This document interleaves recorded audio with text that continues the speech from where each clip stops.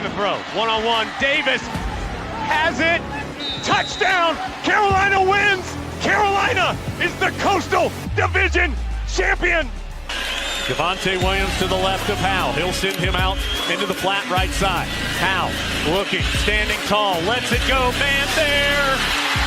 Touchdown! Touchdown, Carolina! The pistol. Jackson behind him. Hands off to Jackson. He tried a jump pass, and it's intercepted. Surratt intercepts it. Holy cow, Carolina's going to win. And off to Javonte Williams again. Pops it to the left. Javonte leaps over a man, crosses the 50, trucks over a defender, spins by another. Goodness gracious, he's down to about the 15, and he did absolutely everything in one carry. Here's the shotgun snap to Aguilar. Drops back. Pressure coming. Aguilar floats it up. Incomplete. No flags. Head on back up the mountain. Carolina wins it in double overtime. Loftus out of the shotgun. Throws to the end zone. Incomplete. Incomplete. The bell belongs to us. Carolina wins it 47-45 in double overtime.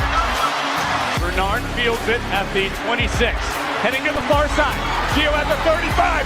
Gio, he's at the 50. No, he's not. Yes, he is. Gio is going to take it for a touchdown. Are you kidding me?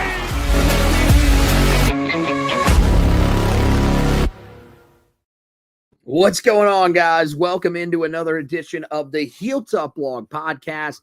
It's your host, Anthony Pagnotta, here with you guys as always.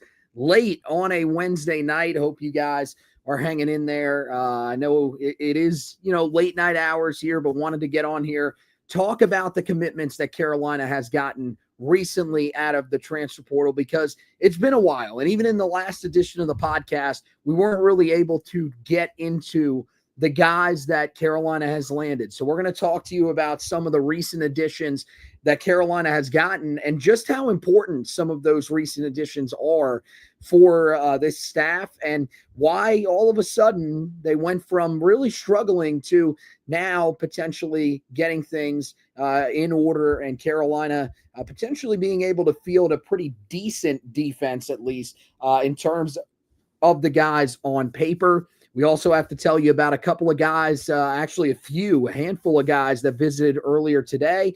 And there are a couple of other targets that Carolina is going to be keeping an eye on here in the next few days. One of them that they're hoping to get on campus at some point, and another one that has been on campus and that they are hoping can be a big piece of this transfer portal class here sooner rather than later. And then also we'll close it out by talking to you guys about a commitment in the 2026 class that Carolina landed earlier today. This one from a 3-star tight end. So a position that Carolina has been recruiting hard.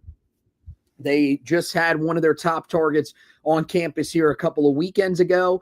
And now you see that it looks like these guys are really trying to jump on board. And I think that's basically the point that you're getting, especially with now 14 commitments in that 2026 class. So it'll be interesting to monitor what that class looks like, how many more guys are starting to jump at those offers here as we get closer and closer to the month of June, where Carolina will then host another round of very important official visits.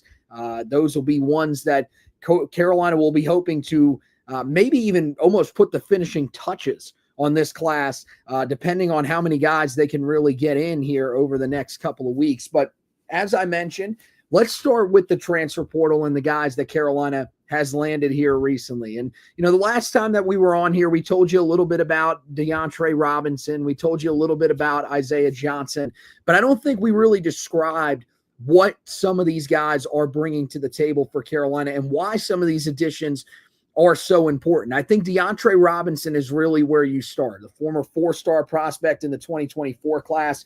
He spent his true freshman season in Gainesville with the Florida Gators and played 162 snaps on defense, 7 snaps on special teams across 11 games. He finished the season with 17 total tackles, 3 tackles for loss, 1.5 sacks, and 2 quarterback hurries. Prior to that, he spent 2 years at Jones High School in Orlando, Florida, where he had 168 total tackles, 37 tackles for loss, and 19 sacks. Most of that 2 years of production. And so Carolina was looking for guys along that defensive front, particularly at the defensive tackle spot. This is the type of guy that Carolina was looking for, and they've gotten it now. And so they have to feel pretty confident in this young man. I think this is a guy that's going to be a starter for them. I would be shocked if he ends up not being at this point, because frankly, Carolina has just done an outstanding job of adding a guy that has potential. And this is the one thing that they've done a good job of across the board at a lot of these different positions, is they have needed to add guys that have potential, that have some raw talent. And I think that's what you've got in a guy like DeAndre Robinson, former 4-star prospect, as I mentioned, coming out of high school. And do we have an impact in his first season out of the high school level? I think that shows you everything that you need to know about him and what type of player he's going to be for Carolina in the middle. Once they lost Rodney Laura, that means Carolina was really down to just one starter. There are some guys that are still holdovers from last year, like Peter Pisanski, like Leroy Jackson. But after those guys, you were turning to true freshmen that were going to have to come in and make an impact. And, the group of true freshmen that Carolina has, not a lot of highly ranked defensive tackles. So that's a position that Carolina's hitting hard in the 2026 class. But until then, they need some guys that are going to hold them over. Now, Robinson's a guy that could be here for a few years moving forward, still does have 3 years of eligibility left. And this is a guy that can really be a playmaker. 6'3", 303 pounds. He's a guy that's, going to be able to help you in the run game, going to be able to get after the quarterback just a little bit. So I really like this addition, and I think he's a guy that's going to start probably alongside of C.J. Mims, who is your run stopper. That's the guy that Carolina went after to sort of clog up the middle, stop the run. And I think DeAndre Robinson really plays off of him really well, especially when you judge those numbers coming out of high school. Then you get Isaiah Johnson, the transfer from Arizona, and he's another guy. Not the production isn't really going to blow you away with what he's been able to do so far in his career. But I do think that he is a guy that, once you start to take a more serious look at him, a guy that played 12 games and started 1 in his 3 years, the thing is that the more that he started to play, the better that he became. I mean, this past year was a part of the defensive line rotation for the Arizona Wildcats, played 170 snaps and compiled 9 total tackles, 3 tackles for loss, and 2 sacks. Not going to blow anybody away. It's not like this is going to be someone that you're going to look at and say right away you guarantee is going to be an all-conference type of player. But I really do think that this is someone that along the way can become a big part of what Carolina does on their defensive line. And, I think he was a guy that entered the transfer portal. He started getting some big offers. So for Carolina to reel him in, I think that was really important. I believe Texas was another team that was in on him. Now, look, he's got to tackle better. He's got to be a little bit of a better run defender. But the thing that he was able to do, even at his size, did get 9 total quarterback pressures this past season, and 2 of those resulted in sacks. So he was a guy that was impactful getting after the quarterback, and he's another guy that possesses a lot of size. So this is the biggest thing that Carolina is looking for. They're looking for guys with size that can help them in the middle of that defensive line, and they got that at 6'1", 322 pounds. That's exactly what Isaiah Johnson is going to bring. Not going to bring a lot of length, so certainly a guy that at times, could be pushed around a little bit, but I do think that he is someone that, still has a lot of potential coming into this season, and really has just been waiting for it to be unlocked. Maybe this year with a little bit of a bigger role, that will come to fruition for him. You keep it on the defensive line. Another guy that I like that Carolina added is a guy that was a former 4-star prospect coming out of high school in Joseph Mapoy.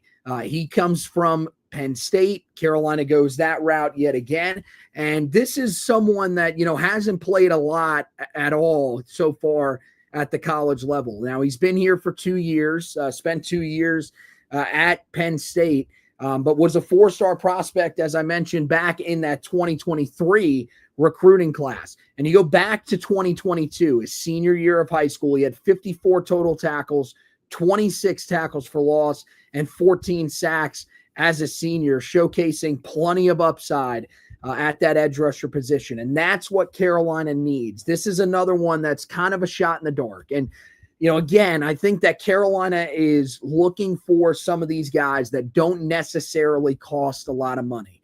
Now, there is a guy that we'll talk about here in just a minute that does cost a little bit more that Carolina could be potentially going after to help them at the defensive line spot, particularly as an edge rusher, as opposed to, it's a guy that's a hybrid linebacker / edge rusher. They could be looking at him as more of an edge rusher. That's one of the ones where they may have to pay a little bit of money. But outside of that, Carolina's looking for these bargain guys. They're looking for some of the younger guys that can be around for a few years. And that's what McCoy can be, a guy that has 3 years of eligibility left and comes out of the high school ranks with, the tools that you need to be able to succeed. Maybe it just didn't work at Penn State.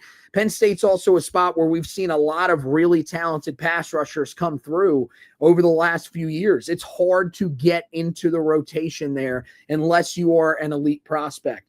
This is a guy that, the transfer portal rankings don't necessarily stay as high on him as they were when he came out of high school. But I do still think that he's a guy that could have a little bit of an impact. And you look at the size on him, 6'5", 261 pounds. So he's got a lot of length.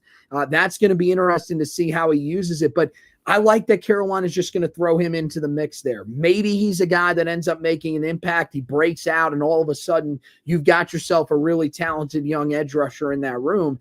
If not, I do think that you still have the blanket that Carolina is going to be able to provide. We know Price Yates is going to be a big part of what Carolina is going to do. You've got Milcart Abu-Jowdy, who comes up from Delaware, had some nice production there. You're hoping that he can take that to the next level here with Carolina. And then you've got McCoy's teammate, a guy that I think is, just waiting for a little bit of a bigger role. I don't know how impactful he's really going to be, but Smith Vilbert's a guy that's been around a while. He is experienced. He did play a lot of snaps last year for Penn State. So maybe that's a guy that's able to impact it.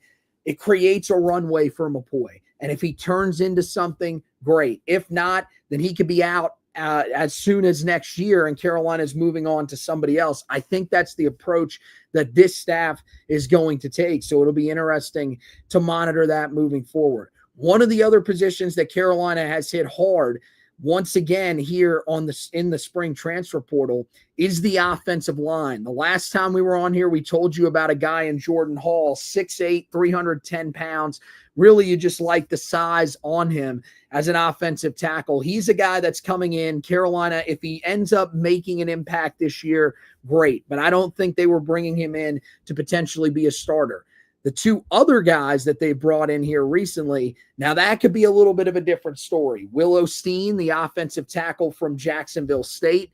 You talk about a guy that's played a lot of football so far.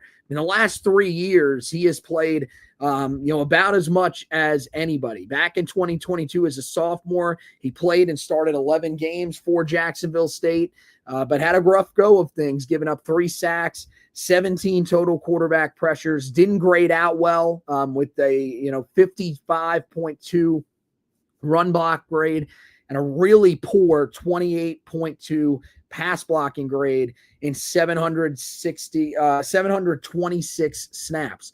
You go to this year though, and the year before in 2023 he did progress, but this past season, clearly the best of his career, as he allowed just 2 sacks, just 11 quarterback pressures on 396 pass block snaps, and he took just 1 penalty. So a guy, that's something that even, the first year back in 2022 when he became a starter really didn't struggle with penalties. He's a really smart player, and that's something. He's a really disciplined player, something that Bill Belichick and his staff are really looking for in their guys. That's one thing that Carolina's offensive line has really struggled with over the past few years. Yes, they've allowed a lot of pressure on the quarterback. They haven't been the greatest in certain run blocking situations, but the most frustrating thing are the pre-snap penalties, or the holding penalties, the ones that have cost Carolina and really ruined the momentum that Carolina has on some of these drives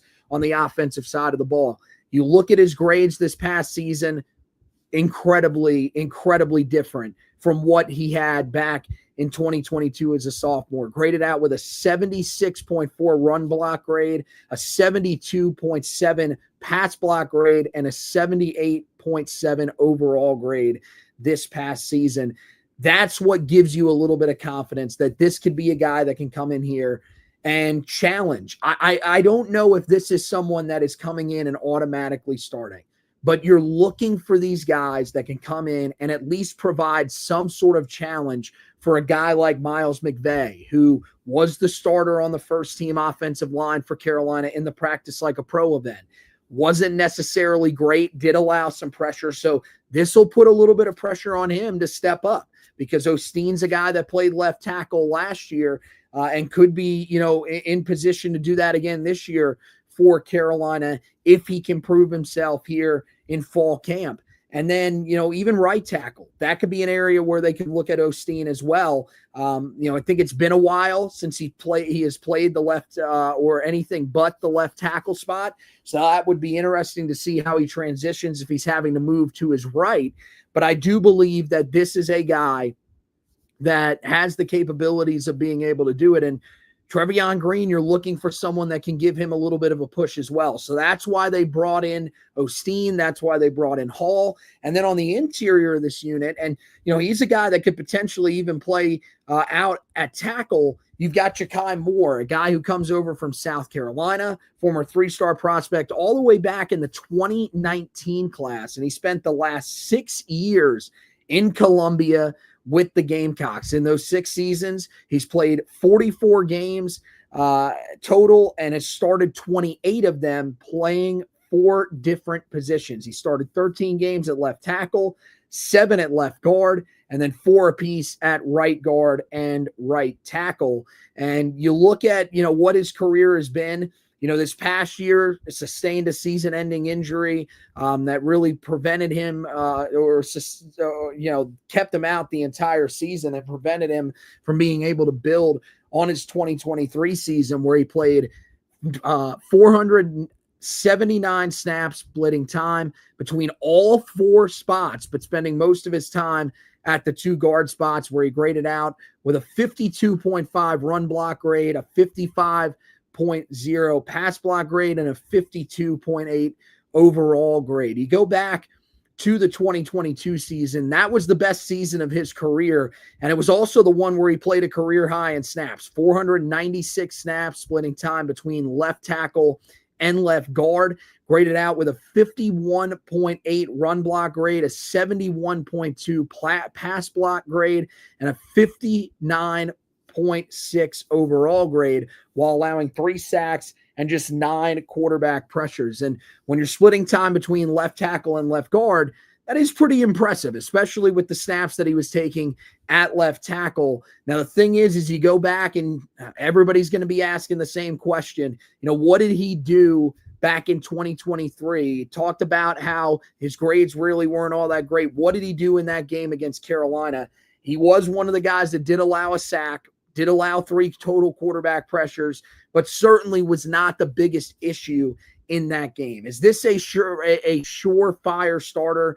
No, I don't think so, because I think Daniel King at left guard is someone that Carolina really likes, and I think they're going to give him every opportunity in the world to win that left guard spot.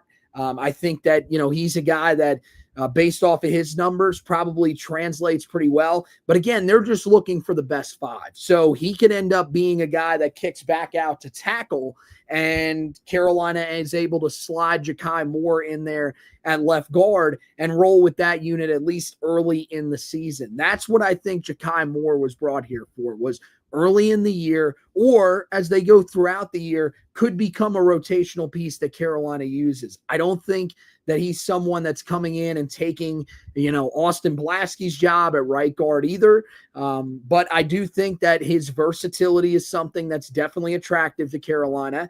And just having a veteran that can do a lot of different things for you is very important, especially for Carolina with an offensive line that just doesn't have many proven quantities, especially at the power 4 level. That's the biggest issue, is that they brought some guys in here. I mean, you look at, across the board, especially, the guys that they brought in the fall class. I mean, Christo Kelly, guy that's expected to start as of right now, based off of what we saw in the spring, what we saw in the Practice Like a Pro event. He was the starter at center. And that's a guy that is coming up from Holy Cross. There is going to be a little bit of a learning curve there. There was some pressure that was allowed on the interior of that offensive line. I think he's certainly a guy that is a little bit of a wild card.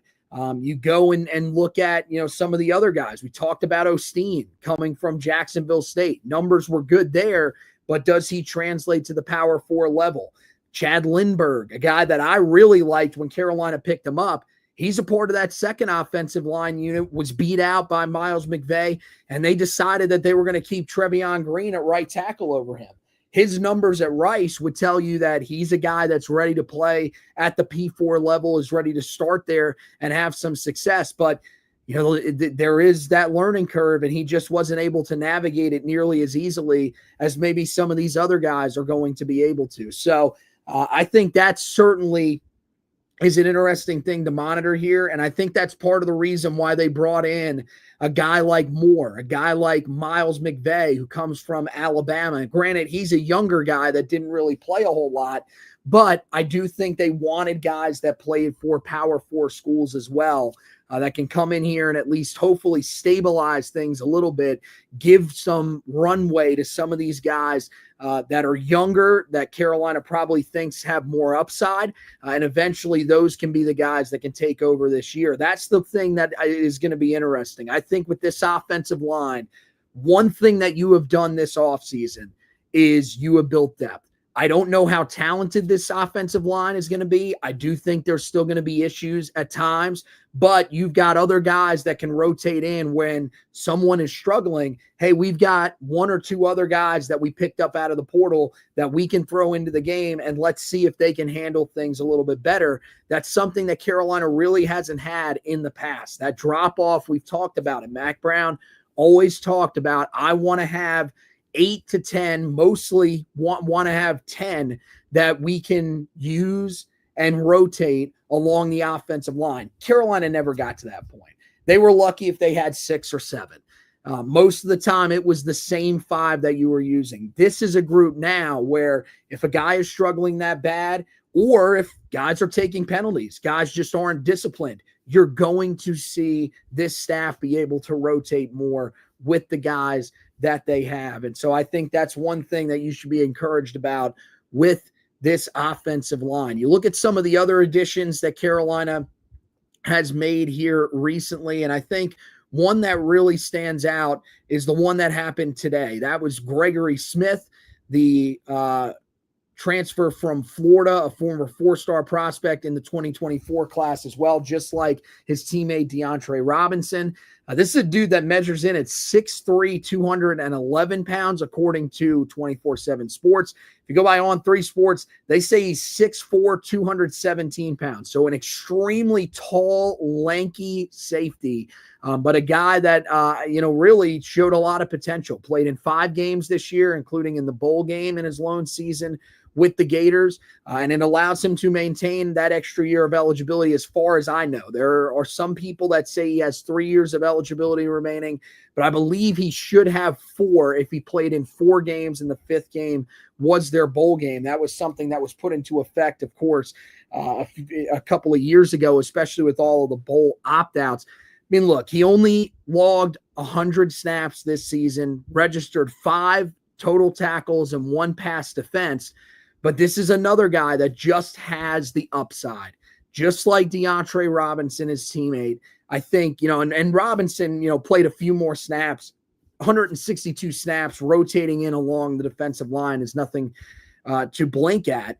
But I mean, yeah, when you look at him, you go back to his previous year at the high school level. Back in 2023, he had 29 total tackles, 4 pass breakups, an interception, a forced fumble, and a fumble recovery. He can do a lot of different things for you. And this is another guy. Throw him into a room that is full of a lot of raw, younger prospects, and let's see what happens. You've got 2 veterans in this room. You've got Will Hardy, who has been on this roster for a while, has been very hit or miss at times, almost unplayable with some of the ways that he has allowed deep plays down the field. But they have said, the new staff, it appears, does like him a decent amount and is wanting to keep him around. Clearly, he stuck it out through all the transfers that Carolina has had. And then you've got Coleman Bryson, the transfer from Minnesota. But that's a guy that, yeah, he's a veteran. He was a rotational player last year, wasn't even a full-time starter. And so now you've got Gregory Smith, who's a former 4-star prospect. You've got another former highly ranked prospect out of high school that came over in the fall window in Peyton Waters out of Washington, one of those guys that transferred in from Washington's defense a year ago. And I think this is a collection that could work again. And don't forget about some of the other young guys that Carolina has. This is a position where Carolina has really done a good job of keeping these guys in place. Malcolm Ziegler still here, Jaden Patterson still on the roster. They've got a couple of other guys that they really like, that they think, Jalen Thompson, another one of those guys that could be something in this room at that safety spot. So I really like where this room is at. I think Smith adds a little bit more depth, a little bit more talent, and someone that can challenge for a starting spot this year. I do think he is going to push those guys in the fall to be one of those starters, or at least be a major contributor in that season opener against TCU and then moving forward after that. But yeah, I think this is a really nice addition for Carolina. Purdue was going really hard after him. Same thing with Miami, and Carolina ends up pulling it out. So that's a big win for Carolina. And then you had the surprise today of tight end Shamar Easter, who Carolina lands. They were looking for a tight end. I don't know if they're done just yet, but they're looking for someone that can catch the ball, can affect the game as a receiver, because you lost Ryan Ward to the transfer portal, who had 2 receiving touchdowns in the Practice Like a Pro event. You've also lost Julian Randolph to the transfer portal here in the spring window. And so they go and get Shamar Easter, who was the number 2 tight end available in the portal prior to his commitment.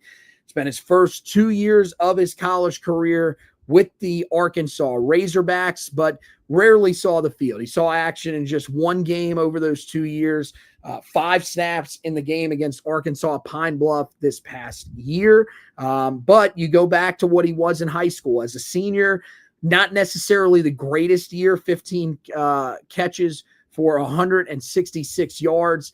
Or 160 yards, while running for 116 yards and a touchdown on 6 carries on the ground. But you go back to his junior year, this is really probably what Carolina is basing this pickup off of, and what they're hoping he's going to eventually become. He caught 30 passes for 519 yards and 5 touchdowns. Very similar type of player, I think, to Connor Cox. Productive in high school, hasn't really gotten to play early on at an SEC school, and Carolina's really just banking on the upside. But it gives them yet another guy and another body, more importantly, in that tight end room. They've got to cover Jake Johnson, guy that was much more of a blocker towards the end of last year, which is kind of interesting, especially considering how good he was as a receiver in his first couple of years at Texas A&M. But he really developed into more of a blocking tight end. He needs to, shore himself up a little bit in that area. But they're looking for guys that can catch the ball consistently at that tight end spot. And losing Ryan Ward was tough. So hopefully Shamar Easter is that guy that can come in there and really help Carolina out at that tight end spot. Carolina also in there. This was last week. They did add Christian Dunbar Hawkins This is a guy, of course, related. You might recognize the last name, related to Armand Hawkins. That's the brother of the Carolina cornerbacks coach. And he transfers after just 1 year, came in as a 3-star prospect last year to UCLA. Did not see the field after joining the team in January and going through spring ball with them. And then, of course, goes through the spring this year with UCLA as well.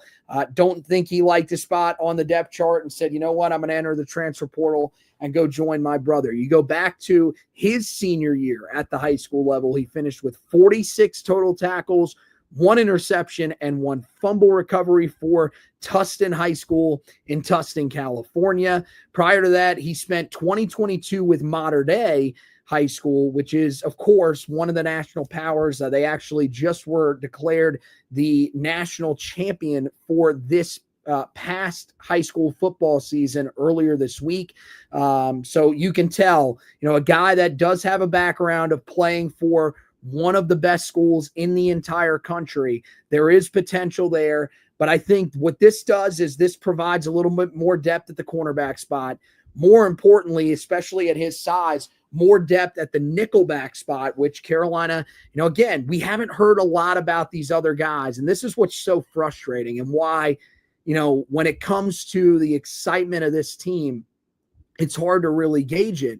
We just don't know where everybody stands. So we have no idea if Carolina was needing more depth at the nickelback spot. We don't know if, potentially Gavin Gibson is the guy that's the starter there. I mean, is someone trying to challenge him for that starting spot? But this is a guy that, in the future in Dunbar Hawkins, that could end up being a piece for Carolina that they end up using, and that becomes a productive corner for them down the line. I just don't know if it is necessarily this year. So when it comes to the construction of this roster, how do we feel about where it is right now? That was a question that I wrote down. I'd be interested to see what some of you guys think about this roster. I think this roster is in a decent shape. From where it was a couple of weeks ago, I think Carolina has made some big strides here. That defensive tackle spot, which was desperately in need of guys, in need of talent, they've gotten that. They've gotten both the bodies and they've gotten the talent in there. Now the thing is, can they get maybe another commitment there? Maybe one of the young guys steps up, because if that ends up happening, then I think you're looking at a room that's going to be okay. Are they going to be really good? Are they going to be one of the best in the ACC? No. Is this still a team that I'm worried about in terms of the amount of rushing yards that they could give up? That is certainly something that still concerns me, because we've seen more talented defensive lines on paper for Carolina struggle in these situations to stop the run. But I do think that this is hopefully somebody that, with the guys that they've got in that room, these are hopefully guys that are motivated to prove that they are, worthy of being some of the best in the ACC, that they are, guys that were just waiting to get their opportunities. I feel more comfortable with that with a guy like DeAndre Robinson than I do with Isaiah Johnson. But even still, Johnson could be a guy that comes out and really surprises you with the opportunity that he's given here. You're also going to need that from your edge rushers, man. And look, I think, as we transition here to the guys that Carolina is still looking at, one of the guys that was on campus today, Rutgers transfer Mohamed Toure. If Carolina was to get him, I think then we're really starting to talk about how comfortable we are with this rebuild. I do think that one thing that you have to recognize about him, same thing with Oklahoma State transfer Jonathan Agamadu, is that both of these guys are hybrid players. So they can either be linebackers or edge rushers. They can do either. And both guys, I think, coming in, the staff is going to have to evaluate where they are going to be able to use them and where they'll be more effective. When it comes to Agamadu, guy that's a little bit thinner, I think weighed in at about 215 pounds. At least that's what it says on 24/7 Sports. That's a thinner guy that probably fits a little bit more at that linebacker spot. Where Teray, first couple of years that he was at Rutgers, really the first 3 or 4 years that he was at Rutgers, was more of an edge rusher. Eventually, the last year that he played in 2023, because he missed last year with a leg injury that cost him the entire season, he was more of an off-ball linebacker. 2023 was tremendous as an off-ball linebacker. So I think that's the thing, is you've got to figure out, where he's best, but more importantly, where you need the help. I think if they get him, Teray is a guy that you can move around. You can use him at different spots. And if you really are in desperate need of an edge rusher, he can do that for you. If the other guys, if Abu Jowdy, if Vilbert, if Mapoy, who we talked about a little bit earlier, just aren't really able to step up to the plate, then this is a guy that could really help you. I think he's an important one that Carolina really wants. They've got their work cut out for him. There are some other big schools that have been after him that he has visited. Carolina was one of the teams that was added very late for him. So this is one that I really think if Carolina wants him, they have to hope that today went about as well as it possibly could have, because he's already visited Indiana, Miami, and Penn State. The good news is that Penn State spent, pretty decent amount of money on former Tar Heel linebacker Amari Campbell. You wonder if the money is still there for them. Miami's a team that's been spending a lot of money as well, but that's a team that is motivated to get another game changer into the fold. And then Indiana, that's definitely one that you got to be aware of, especially after this past year. So Carolina, they've got to be willing to pay the money, but this would be a guy. You look at what he was able to do back in 2023 as an off-ball linebacker, 93 total tackles, 10 tackles for loss, 4.5 sacks. That'll play. That will work for Carolina. You go back to 2021, all but 5 of his 547 snaps came at edge rusher. What did he do that season? 51 total tackles. Very solid number for an edge rusher, 8 tackles for loss, and a team high 4.5 sacks. So again, he can impact the game really in a multitude of different ways. And that would be the one that I think would really start to generate the conversation for me about what can we expect from this defense. I think there are people now, especially with how strong the defensive back room looks, that are starting to get a little bit excited, and they're starting to feel it a little bit more with this group as opposed to where we were just a couple of weeks ago. But the one thing that I still wonder about, even if Carolina does land Teray, even if they were to maybe land Agumadu, the transfer from Oklahoma State, is there enough depth with this team? If there is an injury or two, does Carolina have enough guys that are able to make up for it? Do they even have guys that they can rotate in as the season goes along? It's looking thin. That's the one area, especially in that front 7. I think the back 4 to 5, depending on what sets you're running, typically you're going to have 5 guys out there in the defensive backfield. That back 5 is in really good shape. They've got a lot of different guys that they can rotate in. They've got guys that have played, guys that have plenty of upside. That room, I think, is fine. It's what do you do at edge rusher? What do you do at defensive tackle, where right now you still definitely don't have the depth. Edge rusher, you just don't have the proven depth. And then most importantly, what do you do at linebacker? Linebacker, you don't even have the starters. You've got Kamori House, who looks like he's going to be a starter. But outside of that, you're stuck with a group of guys that you just don't know who really steps up there. There's no one that's played for Carolina. A lot of young guys, some guys that didn't even see action at all last season that are left remaining on the roster. And I'm talking about didn't even see special team snaps. So that's still the worry for me, is this right up the middle of this defense.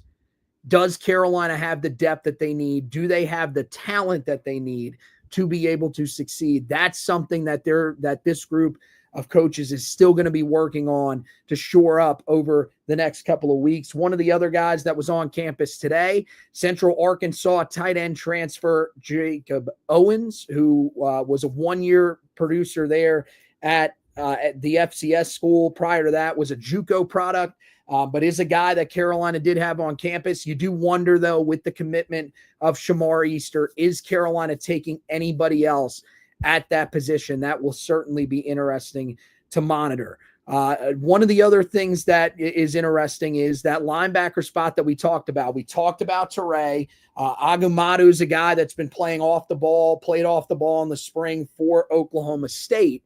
The thing with that you have to wonder is, what if those guys are to fall through? Because Teray, as we talked about, far from a guarantee. Agumadu, maybe more potential to play at a school like Utah State, who he visited last week. But Carolina, I think, if they are bringing him on campus, I think that shows that there is some sort of role for him. But there are two other names that have popped up. One of them is a guy that we hadn't heard a lot about here recently. Carolina, of course, earlier in the transfer portal cycle here in the spring portal window, hosted Andrew Simpson, the transfer from Boise State. Now, this is a guy that has sparked a lot of debate. He had a really good career at Boise State. There are some fans that believe he would be an upgrade over Amari Campbell. I personally do not believe that, especially because you look at Boise State. And again, that's a team that made the college football playoff, but they're playing a group of 5 schedule. So for him, it's going to be a step up coming to this level. There's going to be a lot more pressure on him. He's going to be counted on as the guy of this defense for Carolina. I don't think it's going to be a steep drop off if he comes up, but I do think that is still something that is there. Well, we got a report earlier today from On3 Sports that says even though we haven't heard a lot from him recently, Carolina is still the team that is trending for him. It's been very, very quiet around him. I know Purdue is a team that's been involved with him as well. And there was another school, but I'm blanking on who it is right now. If Carolina is able to land him, this really, really starts to make you feel better about where Carolina's at. Again, I still don't know if there is enough depth. I think they would still have to add a guy like Agumadu. If they could get both Simpson and Teray, then we're really starting to have a conversation about how good you actually feel. But I do think that, this is definitely one of those situations where you're hoping that Carolina is able to find a way to pull it out. I mean, Simpson has 32 career tackles for loss, 12.5 sacks. The numbers are relatively similar to what we saw from Amari Campbell. Amari Campbell, a little bit of a better year this past year than we've seen in Simpson's career, but I do believe that he is the number one guy that Carolina should be after right now. They got DeAndre Robinson. That was the big guy at defensive tackle that I thought they needed. Now you need to get Andrew Simpson. And it's Carolina, Purdue, and Syracuse. And according to the sources for On3 Sports, it says that they like where the Tar Heels sit at this point. So that's an encouraging thing. That's something that hopefully will be coming to an end here soon, because if you can get him on board, then I think that's going to be huge. But I think the fact that he's kind of gone quiet, that these other schools are involved, I think that's part of the reason why Carolina got involved with Mohamed Teray. And it's why if Carolina doesn't end up landing anyone besides Teray at that linebacker spot, that's probably where he ends up slotting in, which wouldn't be the worst thing in the world. But you'd love to get Simpson in there at middle linebacker, have him right alongside of Kamori House, who's a much better coverage man, really does a great job. Basically a hybrid safety slash linebacker that would play that position. And then you would have a guy in Simpson who's there to stop the run, who can really muck things up in pass rush and everything like that. That would be what the goal would be, to get him there and then get Teray at that edge rusher spot to be able to help you there, get you a little bit of experience. And, again, I think this staff, it took them a little bit of time, especially in this part of the transfer portal window. We've seen some big names go off the board, but that would be the combination that I think would really start to generate the conversation this year about Carolina maybe pushing to get back into where we had our expectations before. Because I will admit, I had dropped my expectations to about 6 or 7 wins from that 8 or 9 win area. I think the schedule sets up very well for you to be able to do that, but I still just don't know if the roster is strong enough. You get Simpson, you get Teray. If you could find another guy at defensive tackle to provide a little bit more depth, a little bit, someone that is a little bit more proven than a Pasansky, than a Leroy Jackson, then you really start to have me feeling like this group can maybe get to that 8-win mark. But we'll have to wait and see. Now Carolina has to be able to close down these recruitments. And one other guy to keep an eye on, Florida State transfer Tamir Hickman-Collins at the linebacker spot. If things are to fall through with Simpson, with Teray, with Agamadu, don't know where him and Agamadu kind of stack up together because neither guy really played last year in their first years at their respective schools. But he is another guy that I think could just be someone that Carolina is adding to that room for depth. They definitely need it. When you look at where Carolina's linebacking core is right now, out of all the guys that were in spring camp with the Tar Heels, there are 2 guys that are remaining on the roster, Kamori House and Evan Bennett, and that's it. Everybody else is gone at off-ball linebacker, so that shows you, yes, Carolina's bringing in a couple of guys that will join them in the fall out of the high school ranks. You don't want those guys having to play significant minutes. That's why it's important to get a few guys on board here at that linebacker spot. So we'll see if Carolina is able to do that. One area that Carolina is not having trouble in at all is in the 2026 recruiting class. They are off to a tremendous start. Carolina up to 11th overall after today's commitment from 2026, 3-star tight end Cooper McCutchan. This is a guy that comes out of the state of Ohio. Really productive player at the high school level. And this is a guy that I think Carolina fans are going to grow to love. I think he's a guy that, still has some areas of his game that he's going to have to shore up. There's no doubt about that.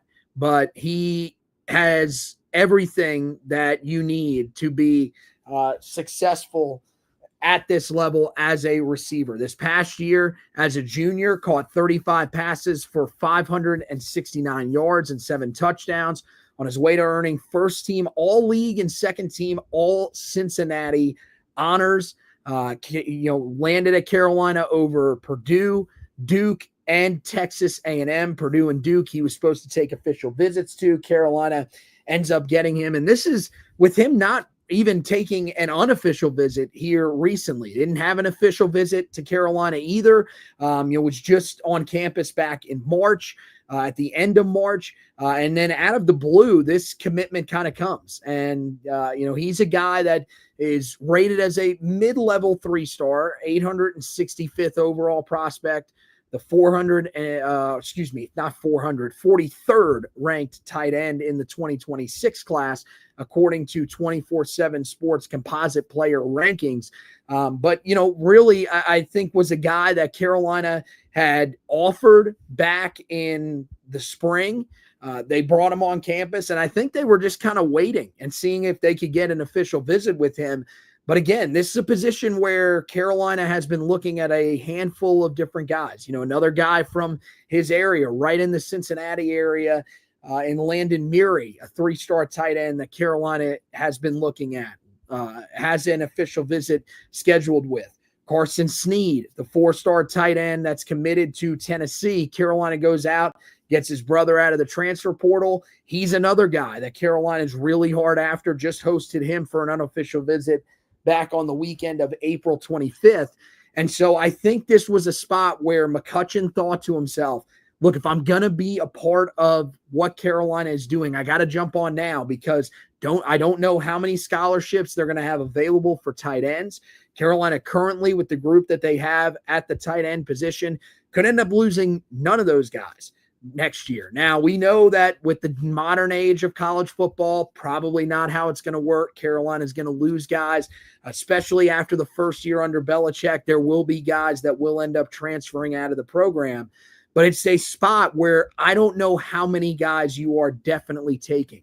Carolina didn't take on a single tight end this past year in their recruiting class. So they might be open to taking on, another guy outside of him. But I think it was smart for him to jump at this offer now.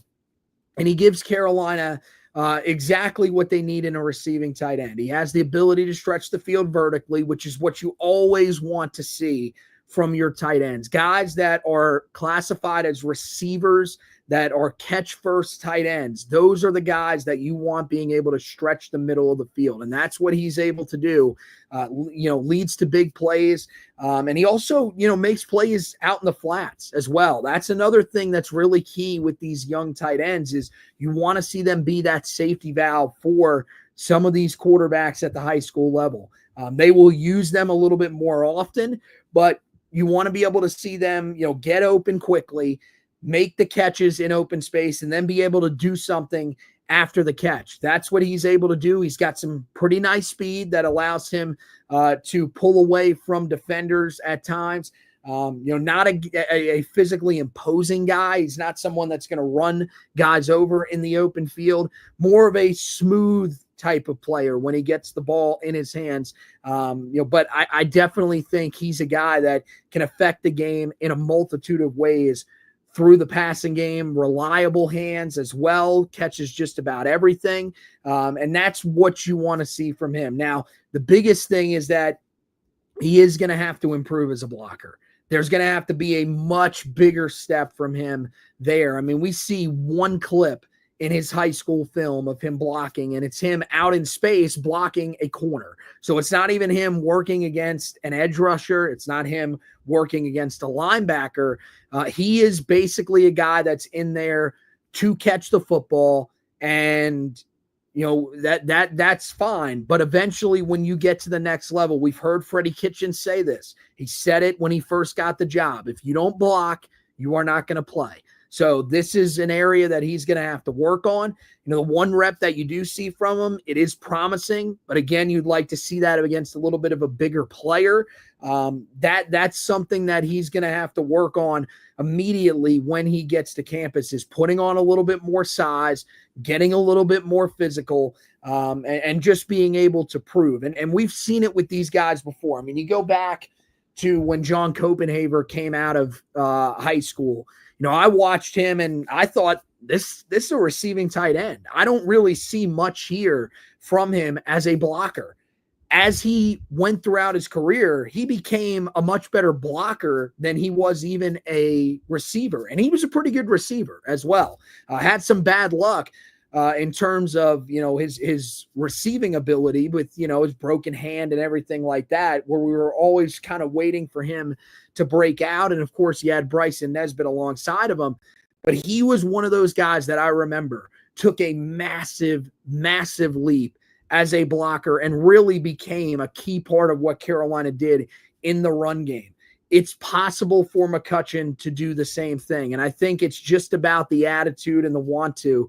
And we'll see whether or not that's something that shows up for him. But in terms of being able to do the things that you need to do as someone that is relied on as a receiver, he's got it. He can play in line. He's done that. He plays in the slot. And even at times, they're able to line him up on the outside. So that versatility, the ability to move him around all over the field is something that staffs really like. And it's what's going to make him attractive. It's just how long is it going to take him when he gets here? How steep is that learning curve for him at the college level? He comes from a school that is one of the better ones in the country. Archbishop Malheur High School is one of the best in the country, one of the best in the state of Ohio. They play a national schedule, so they do bring in some really tough competition.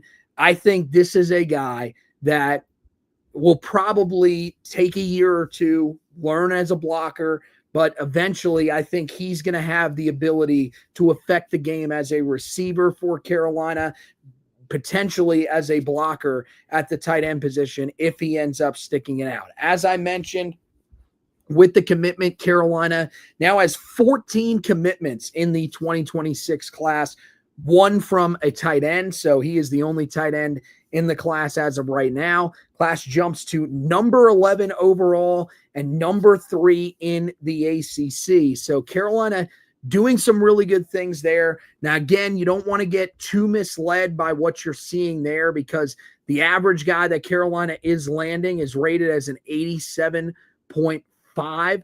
You look at how that ranks in the ACC, or really just in the country nationally.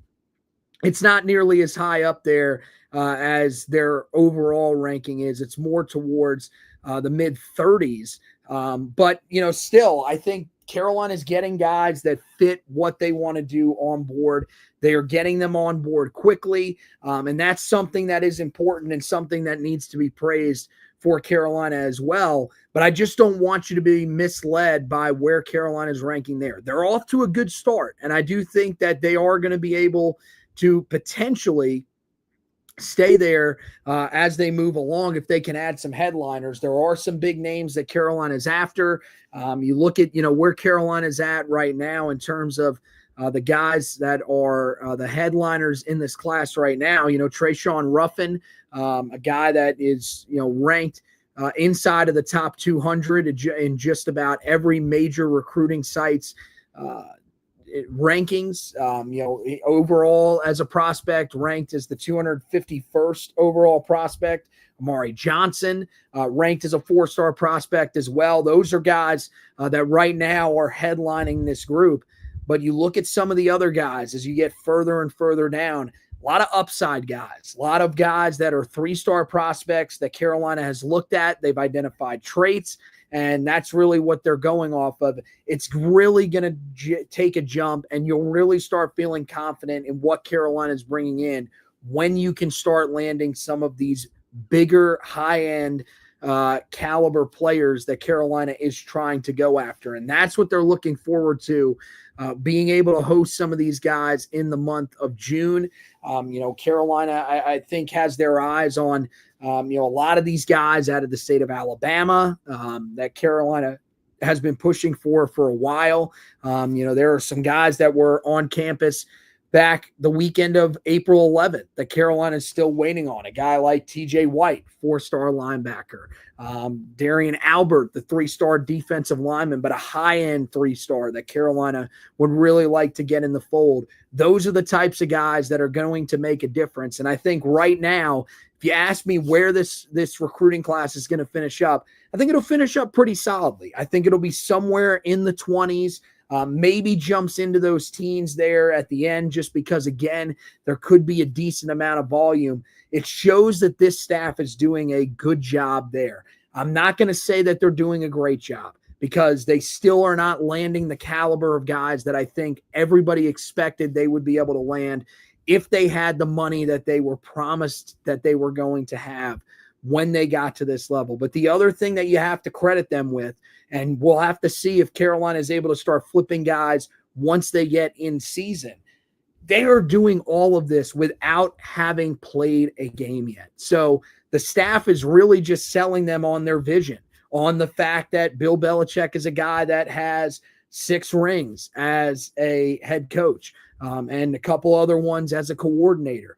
That's really what they are doing right now, is going out there, selling a vision, and it's working. A lot of these guys are jumping on board early and getting ahead of it. And I think Carolina's got some guys in this class too that are underappreciated, guys that I think, as the process goes along, could end up being higher ranked prospects once they get through this camp cycle. And then once they eventually get in season and start playing their senior years, you could also see some of those guys take a leap, as we saw from some of the guys in this past recruiting class for Carolina. But only time will tell. And I think right now, Again, the transfer class, I've also kind of cautioned people on that it doesn't take into account how many guys you've lost. I think the transfer class that Carolina has brought in is solid. I think the group that Carolina has brought in on the 2026 recruiting trail is solid. I don't think these are world beaters. I don't think that Carolina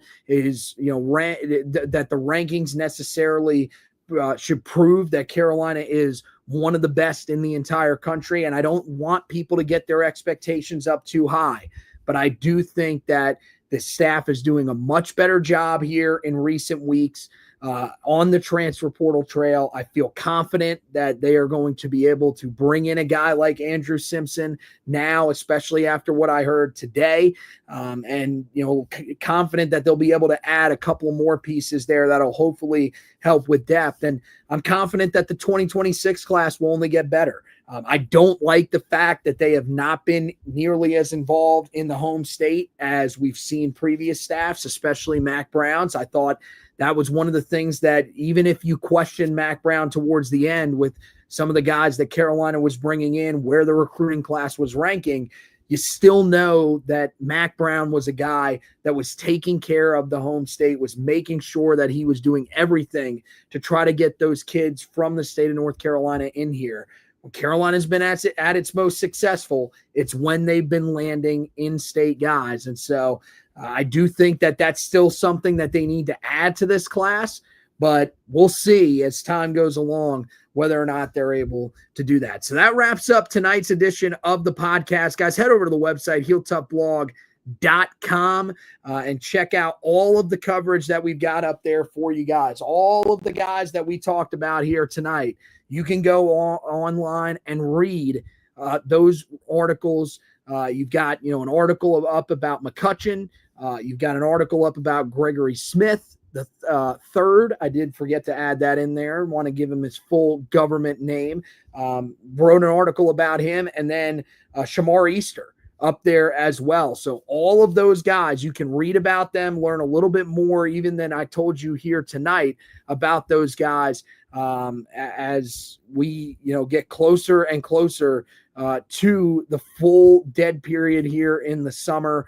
Carolina wanting to pull in a few more of those recruits. I will have you covered on everything with Andrew Simpson, the guys that were on campus today, and Teray, Agu Madu, and Owens, any of the news that comes out about them, Hickman Collins, another guy. I'll have you covered with all of that, but plenty of great stuff on the website to read on the football side of things. And then on the basketball side of things, Carolina's still sniffing around. They've gone to the international side of things, looking for a guy like Ivan Korchenkov. That could be the guy that Carolina ends up adding on the wing. They also have talked to Dame Sarr, a guy out of Italy. There is an article up there about Korchenkov. I don't think we've got anything up there necessarily yet about Sarr, because that hasn't been officially confirmed that Carolina has been talking to him. But you guys can go back, listen to the edition of the podcast, the Four Corners podcast, wherever you get this podcast. You can go back, watch the video edition that we did here recently, where we talked about those international prospects that Carolina has been going after. We would greatly appreciate if you guys were able to do that for us. Meanwhile, when it comes to this podcast, keep an eye out, guys. We are going to be having Zach Hubbard on to talk a little bit about some of the guys that Carolina has been landing on the 2026 trail. I like to bring him in, but it's been crazy. It's been definitely a lot of different stuff that's been going on here, a lot of different articles that we've been writing while trying to balance and juggle the work schedule that I've had here recently. So whenever I can get on here, do an edition of the podcast, I always like to. And I'm assuming that Josh also wanting to talk about the roster will have an edition coming up here soon about where he thinks this roster is at. Maybe if Carolina is able to land that commitment from Andrew Simpson or one of the guys that was on campus today, we will get another edition up there for you guys. So the best thing to do, make sure you head over to the website, check it out morning, afternoon, and evening for any of the latest news on Tar Heel football and basketball. Same thing with the podcast. Make sure that you're checking daily to make sure that there's not a new edition of the podcast that's up. And the best place where you can follow along with everything, go to the Twitter page at HeelTupBlog, follow the page, turn on the notifications, and you will get notified anytime that we put up an article, an edition of the podcast, or retweet the live video so that you guys can jump in and be involved as well. So make sure that you guys do that. That's the best way to keep up with all of our content. So once again, that wraps it up for this edition of the show. Want to thank everyone who stopped in tonight and watched and listened to this edition of the podcast. And as always, go Tar Heels.